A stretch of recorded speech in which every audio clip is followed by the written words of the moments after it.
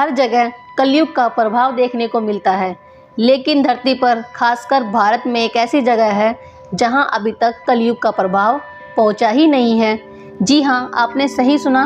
Travelogue में आज हम आपको एक ऐसी जगह लेकर जा रहे हैं जिसका इतिहास बहुत ही प्राचीन है। एक ऐसा तीर्थ स्थान जहां के दर्शन बिना अधूरी मानी जाती है, चार धाम की यात्रा। इसे इस पावन भूमि का सबसे महान तीर्थ बताया गया है। इसे तीर्थों में तीर्थ कहा गया है। इसका वर्णन सभी वेद पुराण से लेकर हर हिंदू धर्म ग्रंथ में मिलता है। महाभारत काल में युधिष्ठिर और अर्जुन भी यहाँ आए थे। इतना ही नहीं, प्राचीन काल में 88,000 ऋषि मुनियों ने इसी स्थान पर कठोर तपस्या की थी, इसलिए इसे तपोभूमि भी कहा जाता है। नैमिषारण्य का प्राचीनतम उल्लेख वाल्मीकि रामायण के युद्ध कांड में मिलता है। यहाँ उल्लेख है कि लव और कुश ने गोमती नदी के किनारे राम के अश्वमेध यज्ञ में 7 दिनों तक वाल्मीकि रचित काव्य का गायन किया था। हम बात कर रहे हैं नैमिषारण्य की, जो उत्तर प्रदेश के सीतापुर में है। ये महान तीर्थ लखनऊ से 80 किलोमीटर दूर गोमती नदी के तट पर स्थित है। ये प्रसिद्ध हिंदू तीर्थ इस स्थान को नैमिषारण्य या नेमिष या नीमसार के नाम से भी जाना जाता है।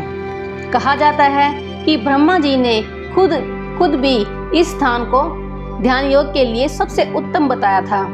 इस स्थान के मुख्य आकर्षण की बात करें तो इनमें चक्र तीर्थी, भूतेश्वर मंदिर, व्यास गदी, हवन कुंड, ललिता देवी मंदिर, पंचप्रयाग, शेष मंदिर, हनुमान गढ़ी, शिवाला भैरव जी मंदिर, पंच पांडव मंदिर, पंच पुराण मंदिर, माँ आनंदमयी आश्रम, नारदानंद सरस्वती आश्रम, देवपुरी मंदिर, रामानुज कोट, रुद्रावर्त, ये सब शामिल है। नैमिषारण्य स्टेशन से लगभग 1 मील दूर चक्र तीर्थ सरोवर है। ये एक बड़ा गोलाकार जलाशय है। घेरे के चारों ओर बाहर जल भरा हुआ रहता है, जिसमें श्रद्धालु स्नान करते हैं।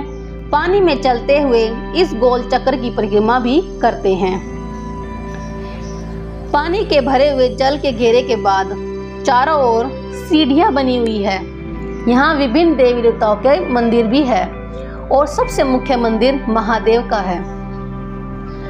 चक्र तीर्थ के बारे में एक कथा प्रचलित है, तो आइए जानते हैं इस कथा के बारे में। एक बार 88,000 ऋषि मुनियों ने ब्रह्मा जी से निवेदन किया कि जगत कल्याण के लिए उन्हें तपस्या करनी है और तपस्या के लिए दुनिया में सर्वश्रेष्ठ, पवित्र, सौम्य और शांत भूमि के बारे में बताइए।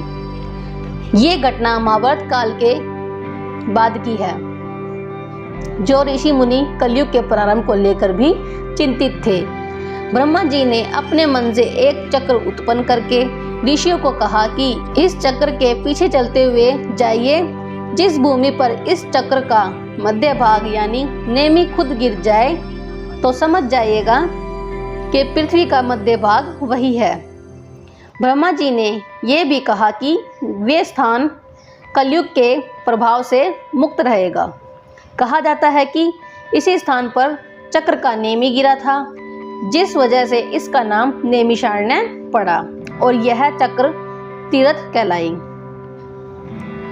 और ये भी कहा जाता है नैमिषारण्य वो स्थान है जहाँ पर ऋषि दधीचि ने लोक कल्याण के लिए अपने दुश्मन देवराज इंद्र को अपनी अस्थियां दान की थी। ऐसी मान्यता है कि इस परम पवित्र भूमि के दर्शन बिना सभी तीर्थ यात्राएं अधूरी मानी जाती है। वीडियो अच्छी लगी तो एक लाइक जरूर करें और चैनल को सब्सक्राइब भी करें।